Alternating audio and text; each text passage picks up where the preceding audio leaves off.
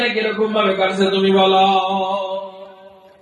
উনি বলবেন, আল্লাহ দুনিয়ার মধ্যে সুখ কি বুঝতে আমি দেখি নাই, দুনিয়ার মধ্যে সুখ কি বুঝতে আমি দেখি নাই গো আল্লাহ। শুধু আমার পরেশানি আর পরেশানি, কষ্ট আর কষ্ট, একের পর এক পরেশানি, একের পর এক কষ্ট। আমার আল্লাহ বলেন, ফেরেশতারা রে, এই বান্দাকে জান্নাতের দরজায় একটু দেখা নিয়ে আসো। সুবহানাল্লাহ।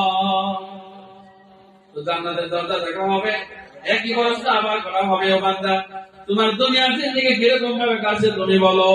উনি বলবেন, আল্লাহ তুমি মালিক, তুমি মালিক, আমি গোলাম, আমার সাথে ঠাট্টা করো, মানাই না। দুনিয়ার মধ্যে কষ্ট কি বুঝতে আমি দেখি না। যে মানুষের দুনিয়ার মধ্যে শুধু কষ্ট আর কষ্ট গো, জান্নাতের দরজা দেখে বিশাল দুনিয়ার কষ্টের কথা বলে যাবে। সুবহানাল্লাহ। ভাইরা আমার, বন্ধুরা আমার, যেহেতু জান্নাতে যাওয়া লাগবে, যেহেতু মরা রাখতে বরং যেহেতু হবে, কি আমল করলে আপনি জান্নাতে যাবেন, কি আমল করলে আপনি আরামে থাকবেন, সে চিন্তা করা লাগবে। ভাইরা আমার, দুনিয়ার চক্করে ভরে থাকলে কোনো লাভ হবে না। বন্ধুগণ আমার, ভাইরা আমরা দেখো যেরকম ভাবে আমরা চিন্তা মানুষকে বয়ান করতেছি, এরকম ভাবে হযরত আলী রাদিয়াল্লাহু তাআলা আনহু মুর্দা মানুষকে বয়ান করছে। সুবহানাল্লাহ।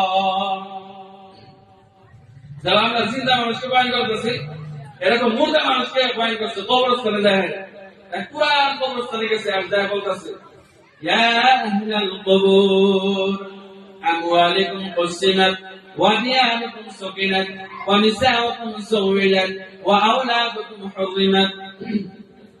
এক পুরান কবরস্থানে গেছে, যায় কইতেছে, ইয়া আহলাল কবুর, ও কবরবাসী, আমওয়ালিকুম কুসিমাত, তুমি যে তোমার সম্পত্তি দুনিয়াতে রাখে তুমি কবরে চলে গেলা, তোমার সম্পদের খবর তুমি জানো নাকি?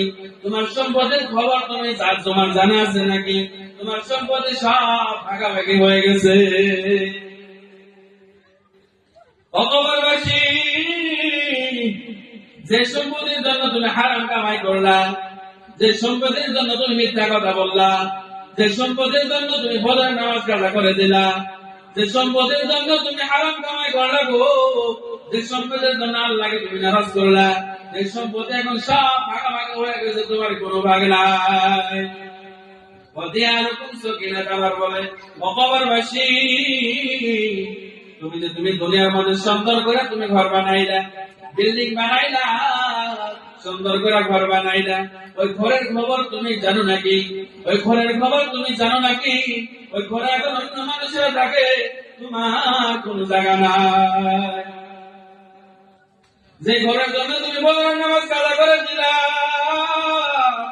যে ঘরের জন্য তুমি আল্লাহকে নারাজ করলা, মিথ্যা কথা বললা, মাথার কান পায়ে বানায় দিলা, সে ঘরে এখন তোমার জায়গা নাই, অন্য মানুষেরা থাকে, তোমার কোনো জায়গা নাই। আবার বলে, ও কবরবাসী গো, তুমি যে তোমার সুন্দর বিবির দুনিয়াতে রেখে তুমি কবরে চলে গেলে, তোমার বিবির খবর তুমি জানো নাকি? তোমার বিবির খবর তোমার জানা আছে নাকি? তোমার বিবি এখন অন্য মানুষের সংসার করে, তোমার কোনো খবর নাই।